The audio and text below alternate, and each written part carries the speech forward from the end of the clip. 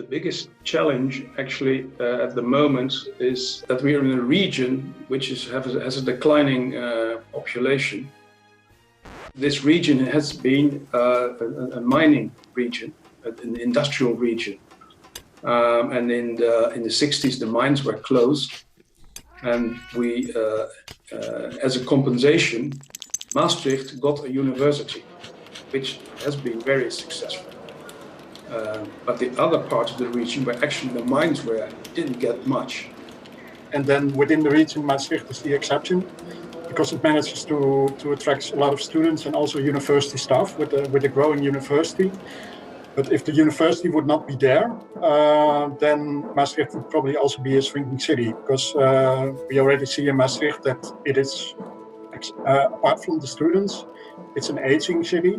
And actually all the other population categories, except the young people, mainly students, and the university staff, a bit older, all the other population categories are stagnating or declining. What's quite unique to this region is that they agreed upon a shared housing policy for the whole region.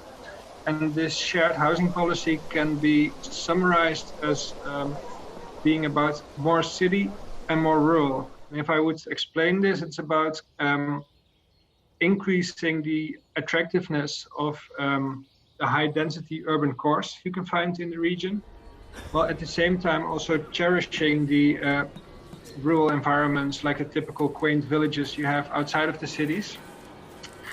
What that implies is also that population decline that exists in the region will concentrate in certain other areas, and those are the mostly post-war suburban environments, which are maybe least in demand.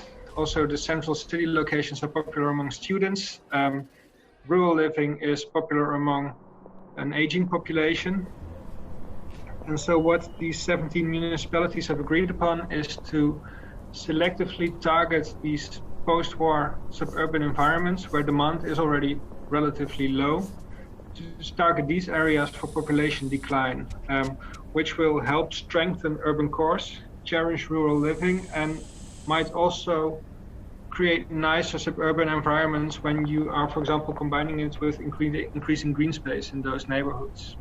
You can also see that in a region which is, let's say, post-growth, perhaps that's a better definition, you really can focus on quality instead of quantity.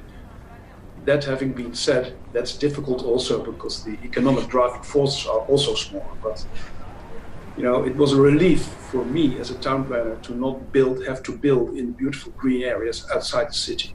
So what's quite unique about this policy is it accepts the reality of regional population decline, and it doesn't try to turn that around and go for growth again. And that was, to me, kind of a surprise, because the emphasis are always on population decline being a problem and how can we return to growth.